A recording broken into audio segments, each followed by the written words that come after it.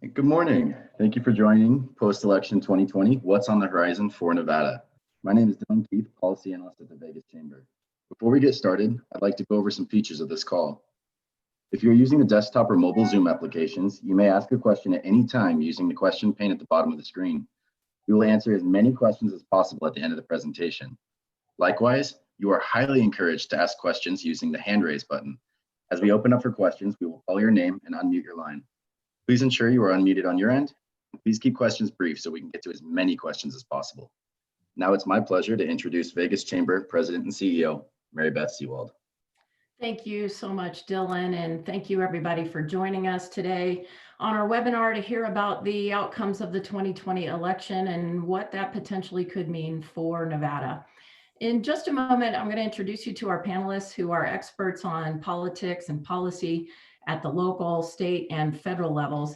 First, I just want to thank our sponsors, though, SCE Federal Credit Union and the UNLV MBA program. We certainly appreciate their generosity and sponsorships and commitment to the Vegas Chamber because we couldn't bring you this great programming without them.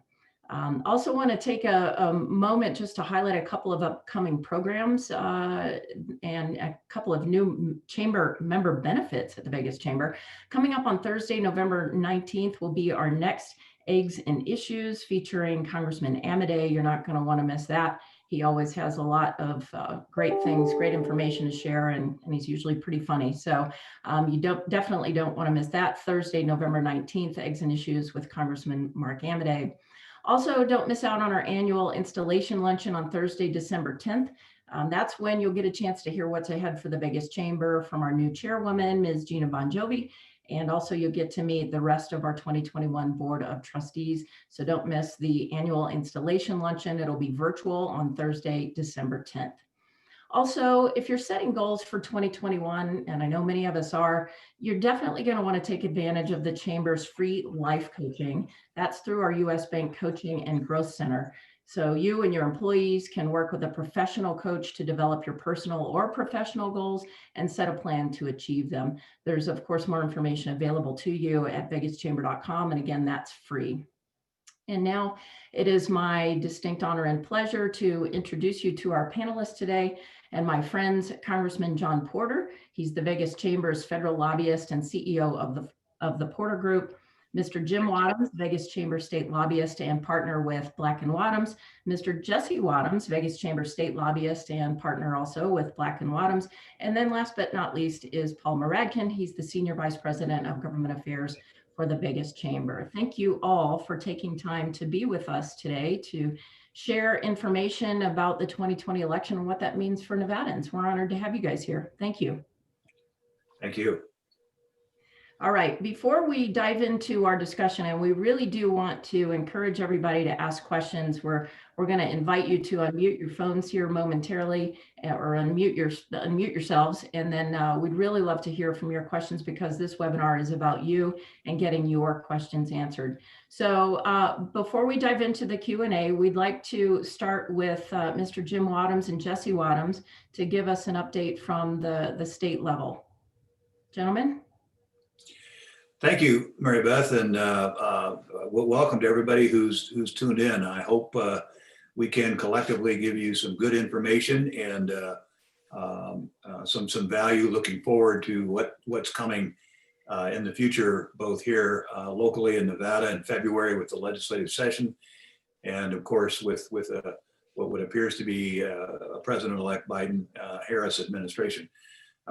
Fortunately, we have Jon Porter in here to save, and we have saved the best for last. But we often overlook this with the media because our local races are very important. Your chamber has been intensively involved in it. And while there will be a natural tendency by me, at least, to probably talk in terms of partisan splits in the legislature, I think it's really important to recognize that the issue for the chamber is having legislators that understand business, understand the value of jobs in the economy, and that you cannot achieve reemployment without facilitating and enhancing the opportunities for employers to thrive.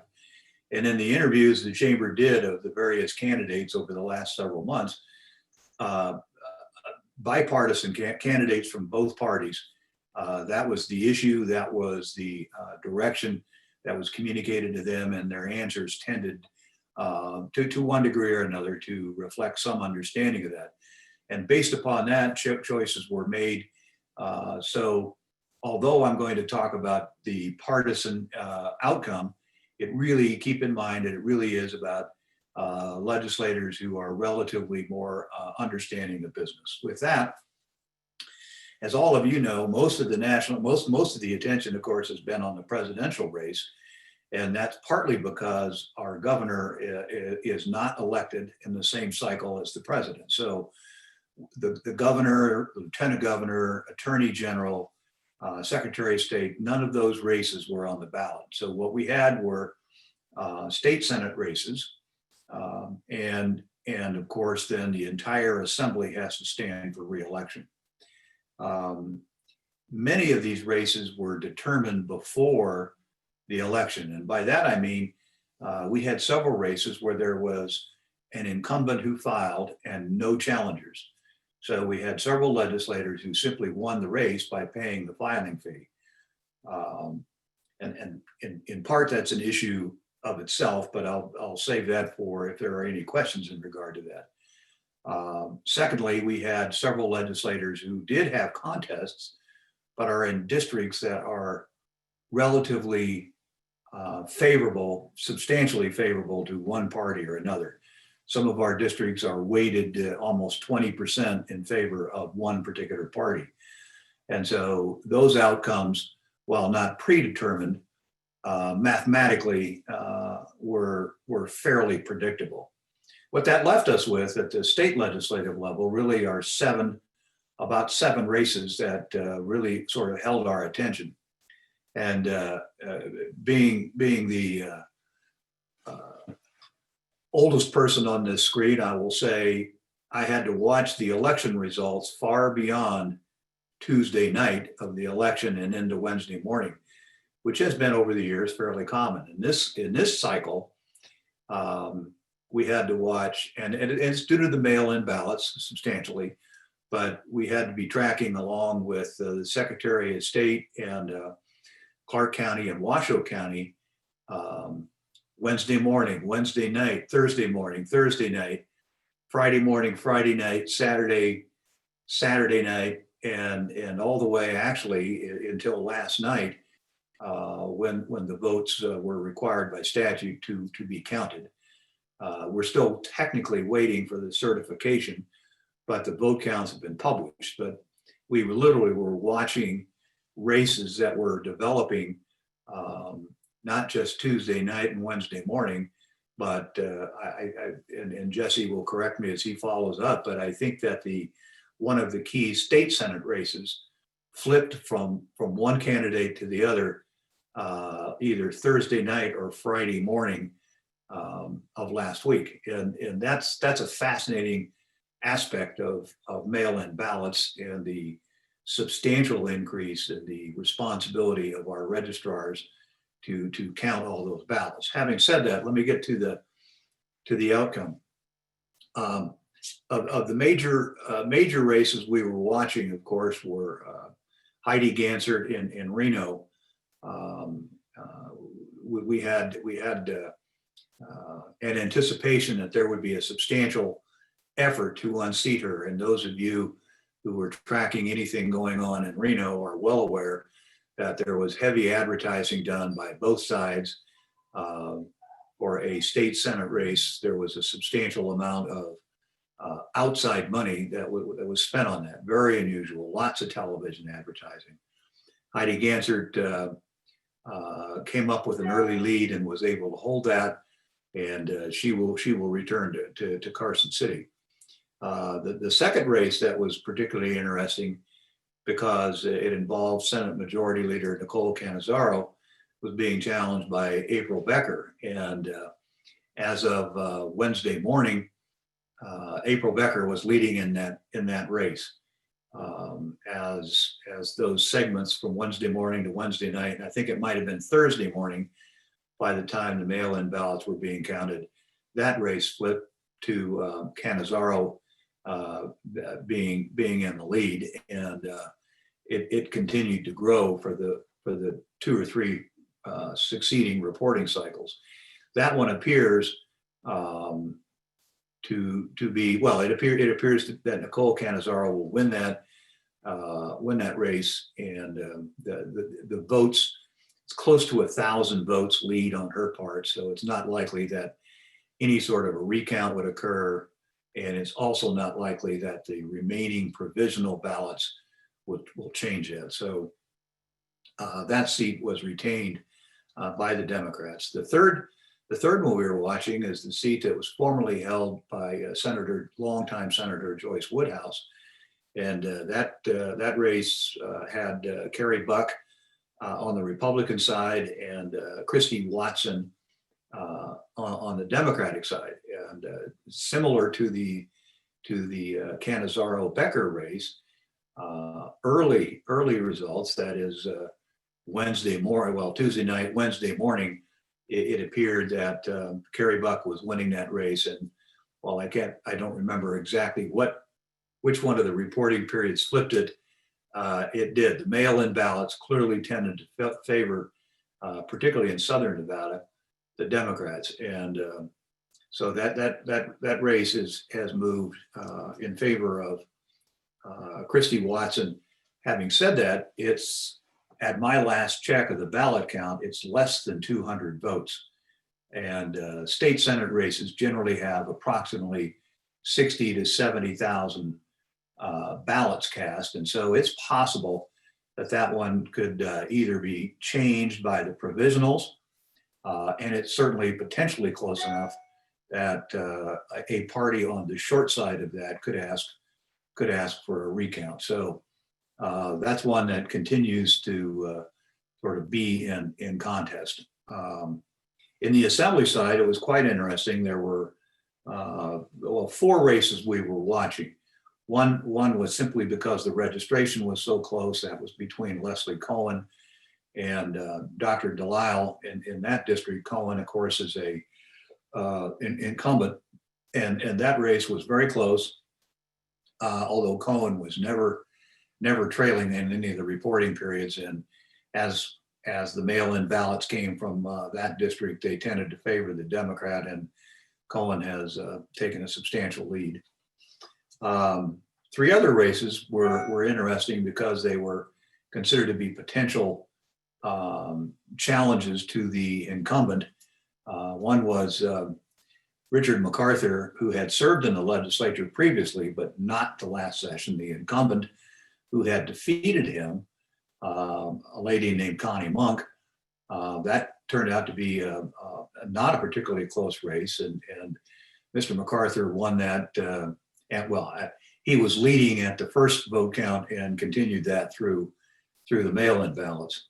So that effectively flipped that seat from a Democrat control to a Republican control.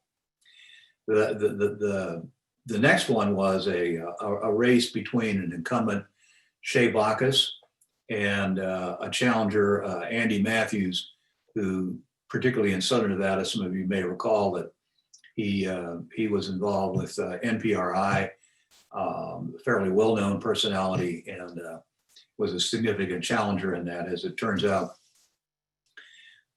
he was in the lead with the early returns, and as the mail-in ballots were counted, that lead began to shrink, but it has not gone below, I think it's about 540 votes lead for Matthews. And in an assembly race where there's approximately 30 to 40,000 votes cast, that lead will probably hold up. And the final one is actually a Reno race. The incumbent Democratic candidate, Skip Daly, held that seat and was being challenged by Jill Dickman. Jill Dickman had actually defeated Skip Daly a couple of cycles ago, and Daly won the seat back last cycle. And so this is sort of the rematch. It occurred in that particular race. Dickman had an early lead, and the returns in Northern Nevada seem to be more balanced between Republican and Democrat.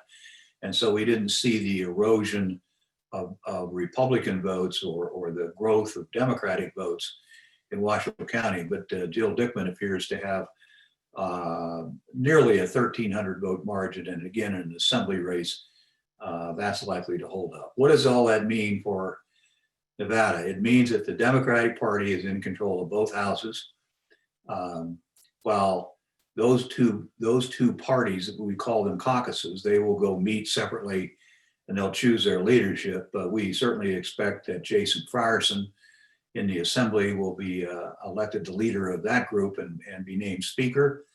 On the Democratic side, Nicole Cannizzaro was the Senate Majority Leader. And while these things are not subject to anybody's outside influence, we suspect that she will be re-elected as the Senate Majority Leader. So those two leaders actually will have control of the process in those two houses. The interesting element is that, as many of you people know, in order to pass a tax in Nevada, there has to be 2/3 of each house in support of that tax. That 2/3 is a magic number also for overriding a veto of the governor. So in the political world here in Nevada, we always kind of keep track of how that count looks. In the Senate, for a 2/3 majority, there has to be 14 votes. And the way the election result looks like right now, the Democrats will have 13 votes and the Republicans will have 8. Slight possibility in that race that I mentioned of Buck and Watson, that could change, but it would still be less than 14. It would take it to 12 to 9. So the 2/3 does not exist in the hands of one party in the Senate. In the Assembly, last session, the Democrats held 29 seats. And as a result of this election, assuming these results hold, they will have 26 seats.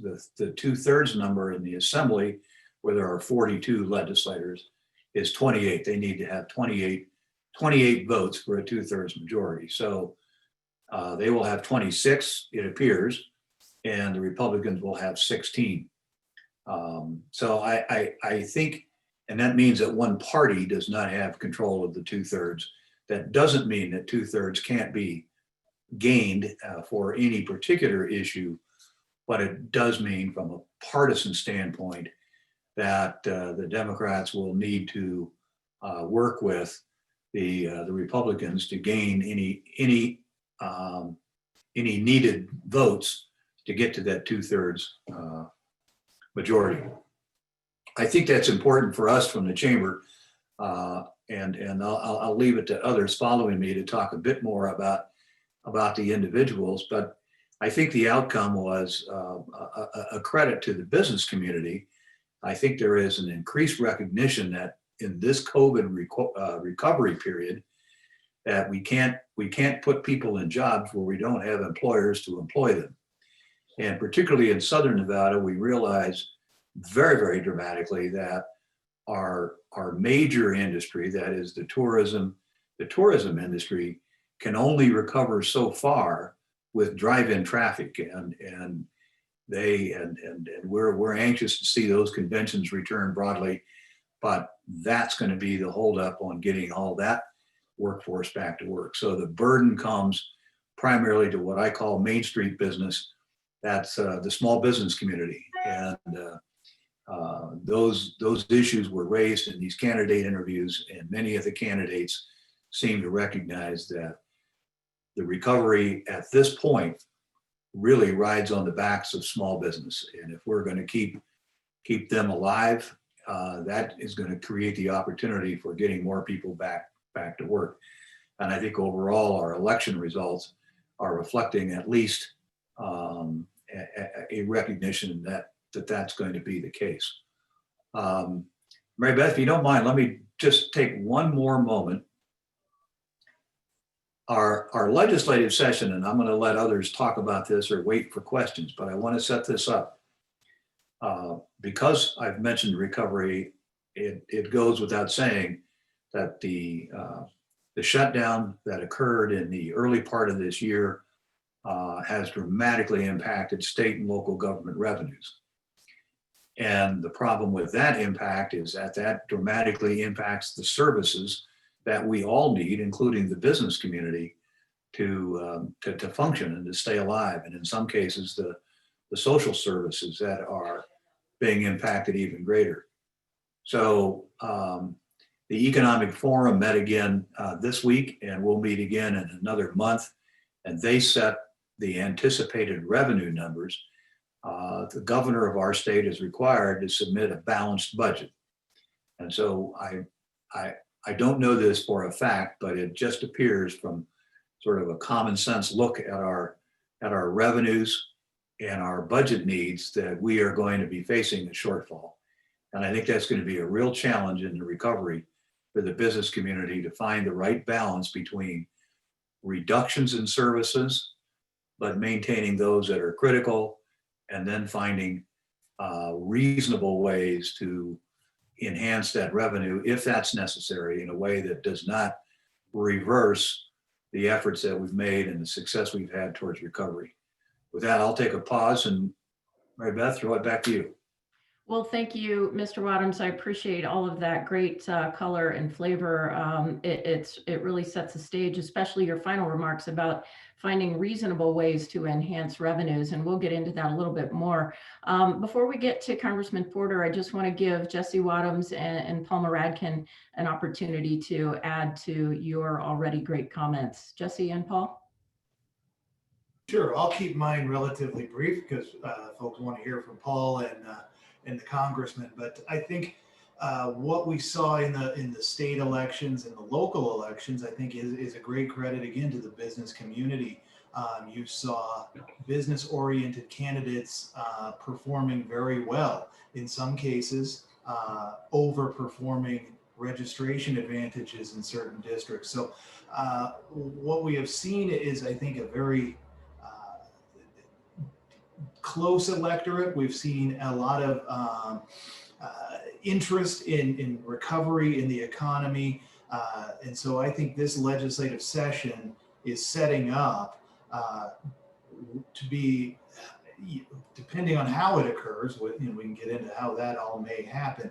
It's setting up to be a fairly significant session with regard to how businesses will move forward, how state government will come out of the pandemic and the pandemic-induced recession and diminution of tax revenue. But we can get into those questions. So I'd certainly turn it over to Paul at this point so we can get to Congressman Porter. Thanks, Jesse. And I'll just add just some quick data points for folks for reference. So in Clark County, we saw about a 73% voter turnout between early mail-in and early day voting and then election day voting. We have about 1.25 million registered voters in Clark County. And I think just a quick perspective for folks is that on election day turnout, you had a little more than 84,000 folks vote in person. Early turnout was about 378,000. And then mail-in, or what they call absentee, was about 453,000. And that was where the significant shift occurred. Typically, early voting has always been very popular in Nevada and Clark County, followed by election day, then followed by absentee/mail, with the changes that were adopted in 2019. And then with a special session this summer with Assembly Bill 4, you saw a significant change of voting patterns to mail-in absentee turnout. And the reason I bring that up is Jim had indicated a lot of the races had already been determined because of the way how races were shaped up with folks maybe not running unopposed or so forth. But what we saw was that many Nevadans already had their opinion made up before November 3rd. So by October 17th, the early voting was starting. About more than a third of Nevadans knew how they were voting. As you move towards those 2 weeks early voting, it was clear many Nevadans had made their mind up for that. So early voting and mail-in ballots were definitely a significant pattern change of how folks were voting. Again, only in Clark County, about 84,000, which was a significant change of how voters were voting. And then just to comment, that number does not include the provisional ballots that are allowed underneath Assembly Bill 4. there's still about 60,000 provisional ballots that are currently being processed. So those numbers I referenced to don't include that. And the provisional ballots include same-day registration, which is now allowed in Nevada. So we'll get into that a little bit more in the presentation, but just wanted to share some data points for folks. So Mary Beth, I'll turn it back to you. Okay, great. Thank you, Paul. Yeah, I know we're going to talk about the announcement by Secretary of State Sagaski, but we'll get to that in just a few minutes. And now I'd like to turn it over to our esteemed congressman from the Nevada Embassy in Washington, D.C. Hi, John. How are things in D.C.?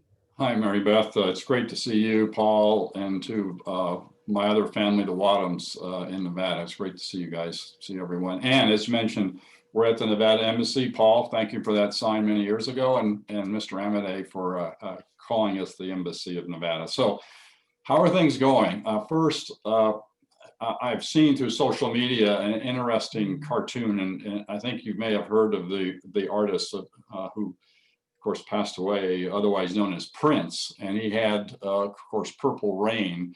The latest is, I think, Purple Rain, R-E-I-N, in that the between the blue and red.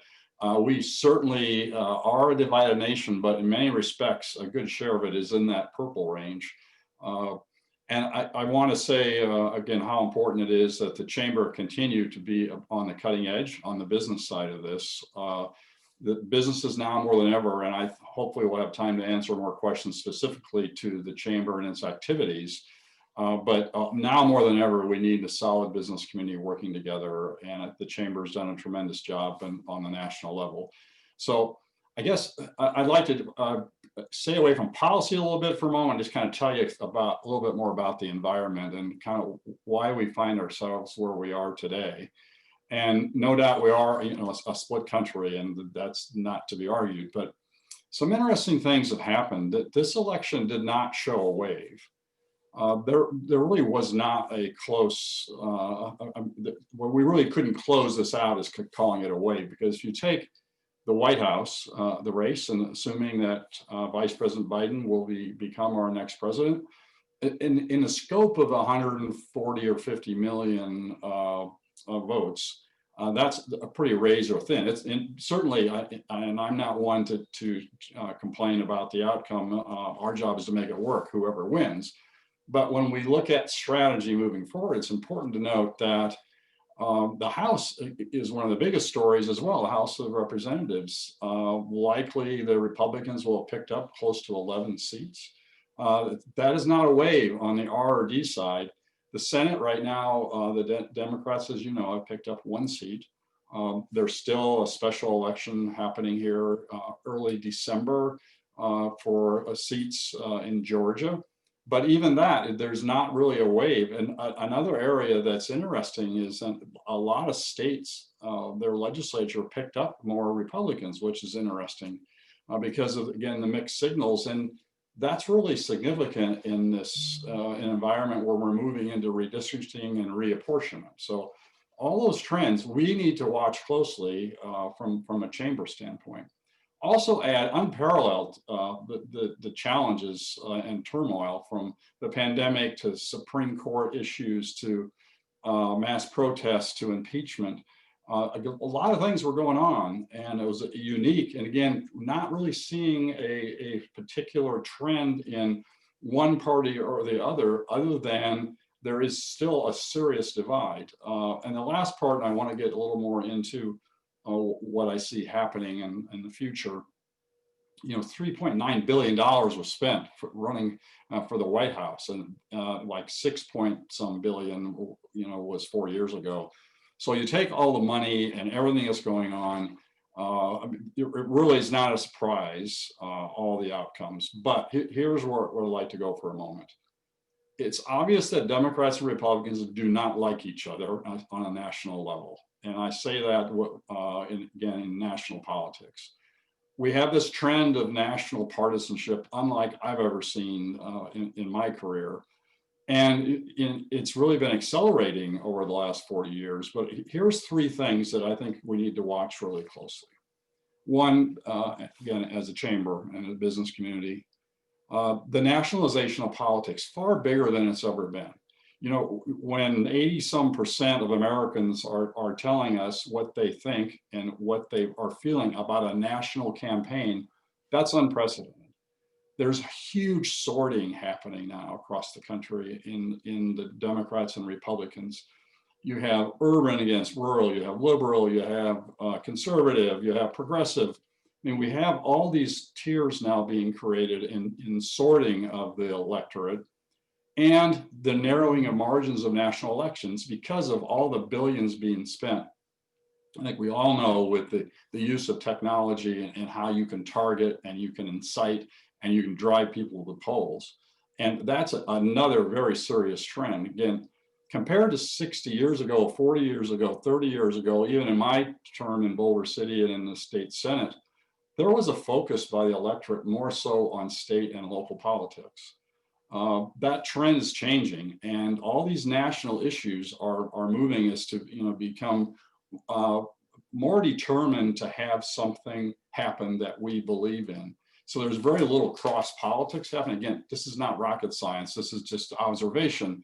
But here's what I think is causing some of this. We've had a decline in turning to local media for our information flow. We now have national media. We now have social media. We have lots of means of gathering information that, and in many cases, it's what we want to hear. The national parties and their fundraising, there is so much money, as I mentioned earlier, being spent on targeting. And the bottom line is there's less attention to local and state politics. And that's another thing that's so great about the chamber, focusing and keeping the business community engaged and keeping the business community focused on priorities. The bottom line is some of this is really unsustainable. Here's what really troubles me, that between 60 and 70% of the people view other people's party as dangerous. That is a problem. And again, bring back the thoughtful middle of the business community to help address some of that. But my concern moving forward is how do we change that trend? We're going to talk about that a little bit today on the panel, but I also want to share some good news. I think Mary Beth and Paul, I can be the Grim Reaper at times, but some good news. We have a delegation that's been very supportive. I think many of you know our federal delegation. I think many of you have taken part in the meetings that the chamber has put together with the delegation, plus other meetings. We have Senator Masto moving up into leadership on the Democrat side. We have Senator Rosen, who also will be rising in seniority. We have Mr. Amity. I'll start in the north as a Republican. Now could well be a 2 or 3 or 4 seat difference between Democrats and Republicans in the House. He's on appropriations. Congresswoman Titus continues to go up in her seniority and has been and will likely continue to be a chairman of a very influential committee. We have Congressman Horsford and Congressman Lee. All have been very, very supportive of what's happening in the state of Nevada and in Southern Nevada especially. So on the positive side, I think it's really critical to note that our delegation has been very responsive to the chamber, has been working closely with our agenda. From the next few weeks, and then I'll again turn it over for Q&A. Right now we're still counting. The Electoral College has not been determined yet. Who knows where that's going to go? Although I think there are trends that are showing it, but that has not been decided yet. Right now, there's a questions about what about succession, and again I think we'll cover that a little bit later. But what does all this mean to the chamber? What is all this disruption, change? There will remain a number of constants, and we work on this with the chamber. And those constants are, one, Congress does have a schedule, believe it or not. Congress will be back, well, currently in session, again, funding levels could change on the 11th of December, but technically Congress will likely be out of session before Christmas of this lame duck session. So we are preparing right now, moving into 21. There are dates of when the inauguration is going to be. There are dates when Congress goes back into session. I believe it's now on the 3rd of January. We are preparing for the chamber and working with the chamber our plans for moving into 21. But we know strategically, we are already presenting what we think are going to be the priorities. So with that, Mary Beth, happy to turn it back and proud to be part of the team. And I know you have a lot of questions, but thank you for letting me be here today. I appreciate it. Well, thank you, Congressman Porter. It's always fabulous to see you, and we appreciate your insight, especially during these times. We do have a question from incoming Chairwoman-elect Gina Bonjovi, and I think she's gearing up for her term as chair as we enter this time for the legislative session, which will be quite special, we're certain. So Chair-elect Bonjovi, if you can unmute your phone, we would love to take your question. I think it might be for the Wadhams.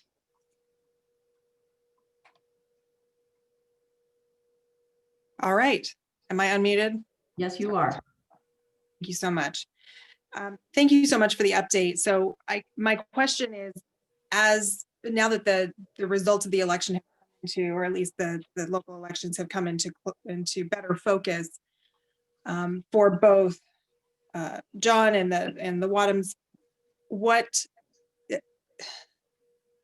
do those results change, or what are your suggestions for the initiatives or the priorities that the chamber should have for the upcoming legislative session? Mary Beth? Yes, sir. I'll take a shot at hopefully a piece of the answer and leave the heavy part to Jesse and Paul. For any of the people, any of our participants that did not see the special sessions, I think it was a very instructive and in some respects a chilling experience. COVID has changed everything in the country and probably the world, although given my lack of travel recently, I couldn't speak to the world. But the special sessions during the summer were very, very restrictive. The public was not allowed into the legislative building. The public was not allowed to appear in person and testify on issues. And I think, in answer to Gina's question, one of the most important things the chamber can do is to insist that this process be as public as is possible in the health and still respecting the health. But we've got to allow the public, and that means all of us, whether they agree with us as the chamber or not, to be directly participant in this process. To see legislators make decisions without input is very, very distressing. And so I would suggest that one of the key things is making sure that the process is open and accessible to the general public, including ourselves. Thank you, Jim. Chairwoman Bonjovi, did that answer your question, or do you have any further questions for us today? I guess just, are there any suggestions on how, now that I know a little bit more about the legislative process and I've gone to Carson City, I kind of have an appreciation for how transparent that process really is if you know where to look. And I know the chamber has the rundown, and I guess, do you have any pointers as to how to educate people who are not terribly familiar with the process, so that to kind of achieve that feeling of transparency? Sure, it's Paul jumping on that. So the chamber will be hosting virtually several different policy topics between now and February 1st when the session starts. So we'll have those available to our members so they can learn more in depth about certain policy topics like workers' comp, labor law, taxation. We'll have those for folks available. We'll have the Chamber Advocate Program again this session, which we launched this past summer. Gina, you pointed out the rundown is a great way of learning about what's happening, but we'll also have the Carson City calls occurring during the session. And then we'll also have the poll calls for our President Club level members. So we'll definitely have different venues for folks to get engaged. And of course, also the Carson City alerts when policy bills are coming forward. And of course, through our different, through the Business Voice also, we'll formally release the Chamber's legislative agenda on February 1st. So we'll keep folks posted, but we'll have it through social media, digital ads, email communications, webinars, so folks can get as much information as possible. Mary Beth, if I may, just real quick, I think The other thing that I think the chamber and our members should focus in on is how we're going to participate in this legislative session. Jim kind of mentioned it, and Paul's kind of talked about the education component, but I think it's going to be very critical, especially if this session looks to be as online as it currently does, to very much heed the calls of when Paul or you say to the membership, it's time to get involved. We need to make the call into the legislature. We need to make the call in on this particular bill to weigh in, to show the issues. I think we're going to have to refocus how we do some of those in this more virtual environment. Jesse, I'm glad you went back to that, because that is a major concern. We saw exactly how difficult it could be to work in this closed environment through special sessions 1 and 2. And it was, and I mean, we talked to all the legislators and they said it was hard as well. So we weren't able, you know, our chairman, Tom Burns, needed to testify at 2:30 in the morning. And that's just not a good way to do business. It's not a good way to legislate. And so to the degree that they can open the legislature and we could all go in with the face coverings and stay separated and so forth, what do you think are the chances of us being able to do that?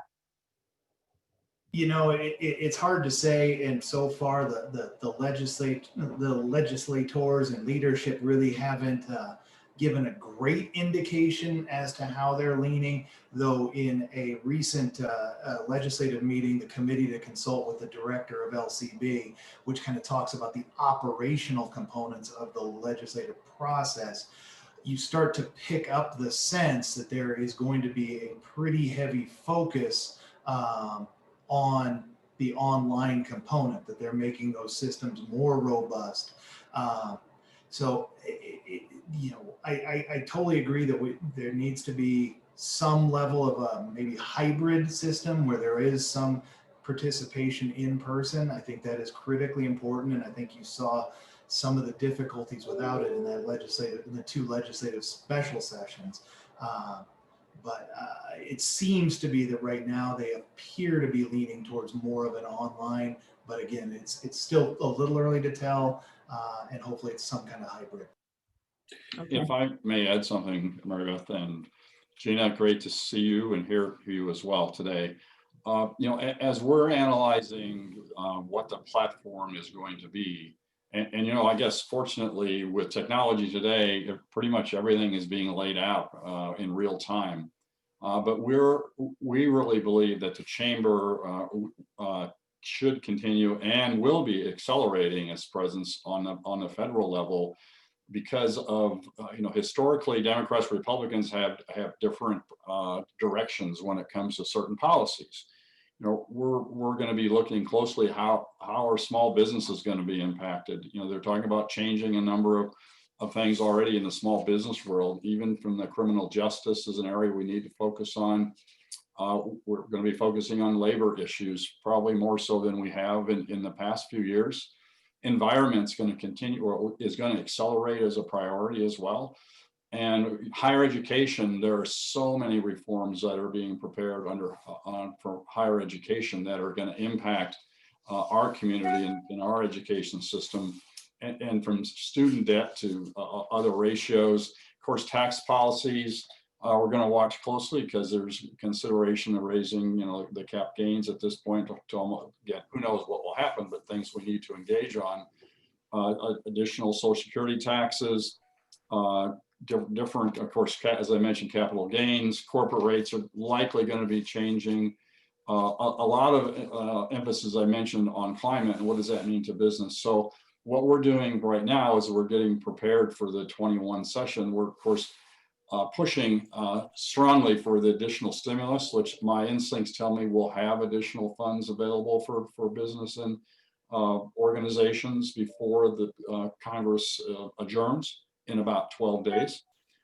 So the next couple of weeks are focused on that, but we're right now drafting the agenda, and fortunately, a lot of, I think, our colleagues from Nevada will be taking a major role in serving in the new administration. So we're being prepared to be up and running very soon with the agenda for the 2021. Thank you, John, for that. We did get a question from Jan Meyer, and I'll just read it for you. She says, just got a flash on my phone. California, Washington, and Oregon have imposed a voluntary 14-day quarantine. We're in the middle of a 2-week please stay home order. How is that going to impact Las Vegas and Nevada? I mean, I'll say it will impact if California has issued a voluntary stay order. It will impact. I think Jim had mentioned earlier in the presentation about our drive-in trade. That's what's propping up the Las Vegas Boulevard on the weekends. So that potentially could impact what we see on visitor numbers for the next 2 weeks. Okay, great. And Jon Porter, Congressman, you mentioned education just a second ago, and of course, education is quite a concern for us at the Vegas Chamber as it relates to talent pipeline development, workforce development, and of course on the local level as well. We have John Guidry on the line as well. He's a Chamber Board trustee.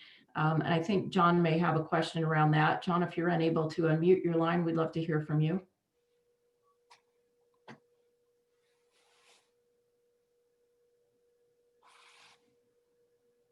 That's okay. We'll get back to John. Sometimes we have technical difficulties around these things, but we appreciate everybody being on the line today.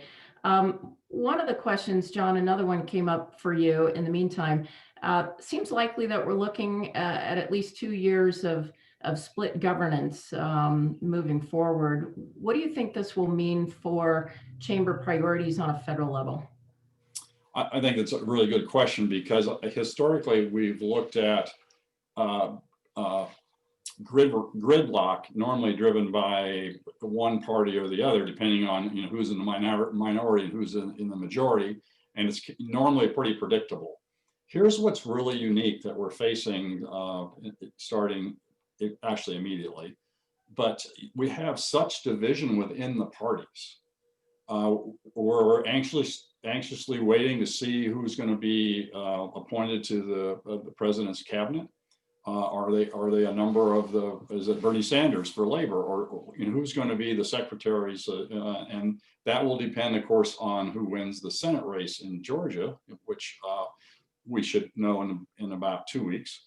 But the divisiveness and the separation of power internally is a challenge. So what does that mean? Again, we're fortunate that our delegation has seniority. We're fortunate that we're likely going to see a number of Nevadans, or at least those that know who we are in Nevada, from a national perspective, be coming into the administration. But end of the day, policymakers, legislators in Washington especially, are looking for a thoughtful, reasonable approach and solutions to problems. And this is why the business community, in partnership with the chamber and in partnership with the local governments and other entities, have to continue to play such a major role. And again, credit to the chamber with the national fly-in that we put on for a number of years. And I think many of you participated. That has given us such an advantage in dealing with national leaders, whatever faction, because they now know who we are as a community. And that's been part of the goal of the chamber, is to make sure that we don't just show up for the Super Bowl. And the chamber has been there preseason, it's been there for regular season, it's been there for the playoffs, and now we're in a Super Bowl. So what does it mean for the chamber? We keep doing what we're doing. We have a depth of relations in all 50 states, and we keep doing exactly what's been done in the past, with the exception, we need more involvement by the individual businesses as well. We do have each entity, whether it be gaming or the local communities or energy or specific entities, when they're in DC or when they're working within the current rules of DC, they have been doing a tremendous job of helping us carry the banner for the whole community as well. So I see new opportunities with this. Certainly there are challenges. And by the way, I'm a believer in split houses. I think it can force debate and force compromise. I also think that the president, assuming it's President Biden, he has come with a legislative background. He knows how the process works. He knows how to work within the different parties. So I'm thinking optimistic is, again, assuming that's the pathway here in the next couple of weeks. But I think the chamber is prepared for this and will continue to do so because we've been building into this for years. So hopefully that answers it, Mary Beth. Okay, very Mary good. Beth, Sure, go ahead, we Jim. got a minute. I'd like to just underscore what John said, but sort of bring it even more locally to the question that our incoming chair, Gina, raised. And that the strength of the chamber really comes from the membership. And I think that's in part Jon Porter's point as well. Communication and presence is critical, and not everybody can be present in any particular legislative venue, but the participation of more and more businesses through the chamber just enhances the image and the strength and the impact of that presence when it occurs. And I without hesitation, encourage everybody on this call to recruit more members for the chamber. The strength of the chamber comes from its membership. The commitment of leadership to appear in appropriate times is only the affirmation of the membership. And in this time in Nevada, when we know we are in a real life and death struggle for business, which means a life and death struggle for jobs and families, we have got to come together. And so I can't say this enough. I encourage every person on this call, find your fellow business people from all corners of this community and encourage them to join the chamber so that the numbers continue to represent to these 63 legislators. We only have 63 in our state. That the mass of this is the business community and the potential for recovery. So I know that sounds like a chamber pitch, and I meant it that way, but that's exactly what I think the impact is. If I may add as well, I had the honor to speak with the Nevada League of Cities earlier in the week, and I stressed the very importance of that partnership with local governments as well, with the chambers across the state, development organizations, the business community, and those that are engaged in campaigns spend a lot of time with members of Congress specific, and of course we can speak the same for the state. Spend a lot of time. So I think the more we can bring in additional business leadership into the chamber, into the political process, the more powerful it will be. Because everyone, I used to say as a member of Congress, they would ask me where I was from when especially if I was in the war zone or someplace serving as a congressman. I always would say I'm from the state of Las Vegas, and I still say that I'm from the state of Las Vegas, because wherever I go, I don't care whether they're superintendents of schools across the country or ambassadors around the world, it always puts a smile on their face. So we have a natural, as the Vegas Chamber, and again, I'm optimistic about our possible relationships with the new Congress. Well, I appreciate the shameless plugs from both of you all, and we agree. We think that the best resource, there are a lot of great resources across Nevada. The Vegas Chamber is definitely, we feel like, one of the most robust. We do have former Congresswoman Shelley Berkley on the line, and hopefully she'll be able to unmute. Congresswoman Berkley, are you there, madam? Yes, Mary Beth, thank you so much. And thank you for your amazing service to the chamber. I just wanted, actually, I have no question. I just want everyone to know I thought their presentations were spot on, and to say hello to my former colleague and friend, Jon Porter. I used to say the same thing, that I'm from the state of Las Vegas. And so I agree that we're known worldwide and in every corner of this country. And I think that's a great advantage, but it's nice to see you, even though it's virtual. If I may, Shelley, I miss you. I'm glad that you're doing well, but I miss you. I miss those opportunities. You know, Shelley and I used to huddle on the House floor and go, what's happening here? And I do miss you, Shelley. I'm glad you're doing well. I send all my love to you and your family. Thank you. Thank you so much. Thank you. Thank you, Congresswoman Berkley. We're so excited to have you, and thank you again for all your service. Trustee John Guidry did ask me to ask a question for you, Congressman Porter. what do you think about expanding fly-in with business association groups like NAOP, for example? Well, I think he's testing me because we both were able to speak at NAOP a few weeks back, and John, you made it a priority for NAOP to be a part, and I agree. I think as we strengthen our footprint on a national level, the fly-in has become exactly the vehicle to do that. And whether NAOP or other organizations, but certainly NAOP would be a natural partner, because from the tax issues that we're going to be dealing with to public lands and to expansion of opportunity zones. I mean, there's so many things that fit naturally into working with NAOP and our friends at NAOP. Also, the fact that we come together as a community with one voice, and we don't always agree, but when it comes to the Vegas Chamber, we're able to talk as a community and talk as one. And I think NAOP would be great. And I'm probably going to get a call here shortly after the meeting, but we look forward to more for NAOP being a part and more NAOP members to be a part of the chamber as well. Sounds good. Thank you, Congressman Porter. We do also have current Vegas Chamber Chairman Tom Burns on the line. Hopefully we'll be able to unmute him. He was particularly involved in testimony during this last legislative session.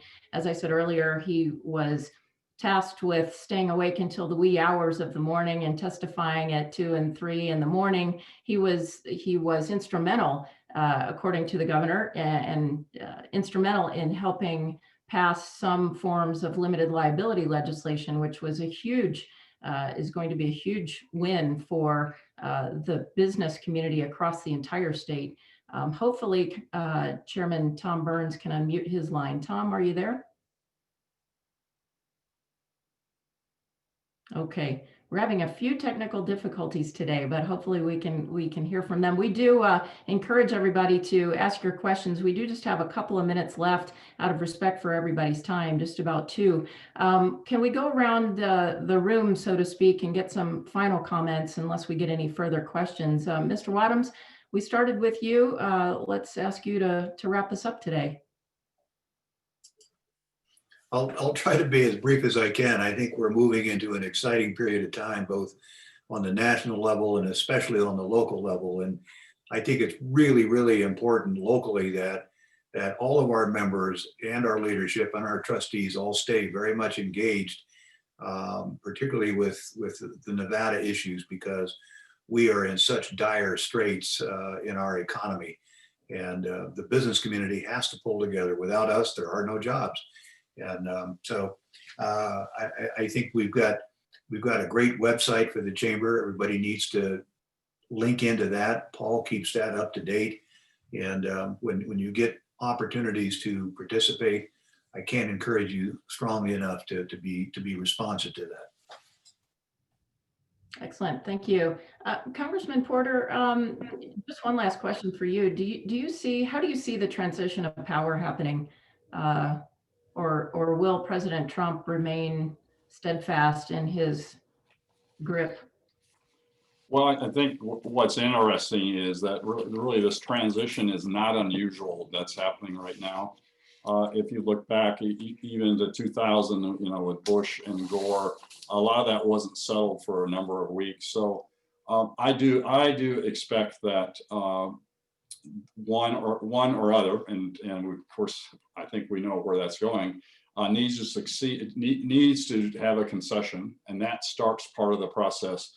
But also it's going to take literally months once this formal transition happens. And I know there's some communication happening around that the Trump administration is slowing up the transition.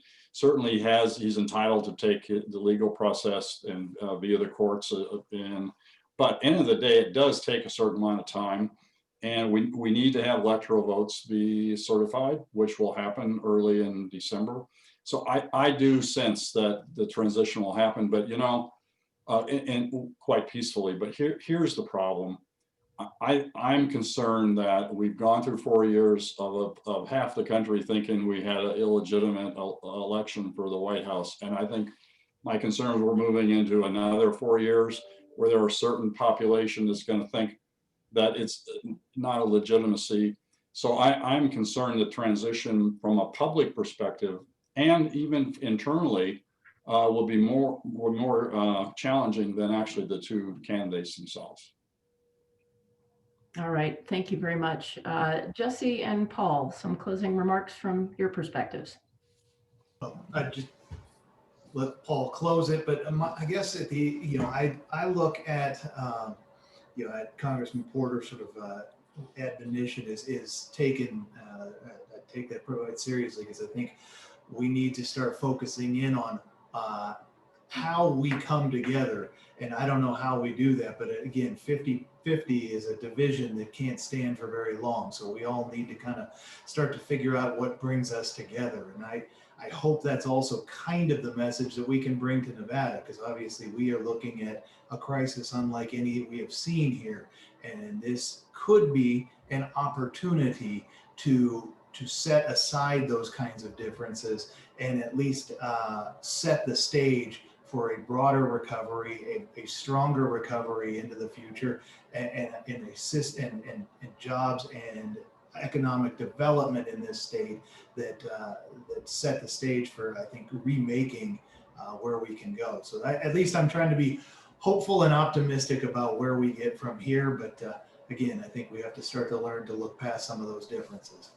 And Mary Beth, if I could just conclude as well, I do think that as a community, we've faced a very difficult year.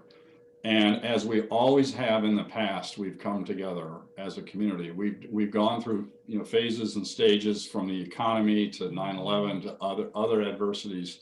The one thing about Nevada, and one thing about Las Vegas and North Las Vegas and the Southern Nevada community, in concert with Northern Nevada, when crises happens, everyone comes together, and the business community, the chamber, has played and will continue to play a major role in bringing the community together, whether it's labor, whether it's education, or whether it's environment. I think that we seize this opportunity to continue building a coalition, and we'll be stronger than ever, because we have been in the past and we will be in the future. So the business community is more important today than ever, being the catalyst. So thank you for letting me be a part of the meeting today.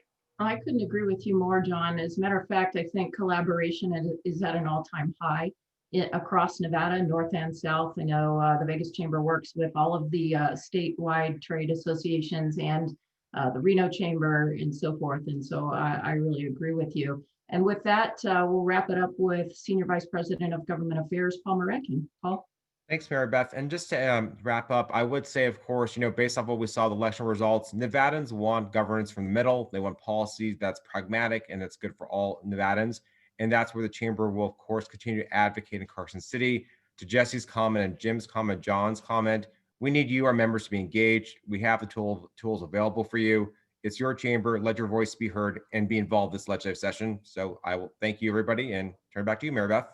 All right. Thank you all for being with us today and for your membership of the Vegas Chamber. And of course, thank you to our esteemed panelists. We couldn't do what we do without you. Before you go, I want to encourage everybody to shop our local businesses this holiday season. So many of them are doing curbside pickup to keep everybody safe, and they could really use our support right now more than ever. So as always, if we can be of service to anyone out there, member or not, please reach out to the Vegas Chamber if there's anything we can do to support your business or to support you personally. So thank you, everybody. Stay safe and stay healthy, and thanks for watching.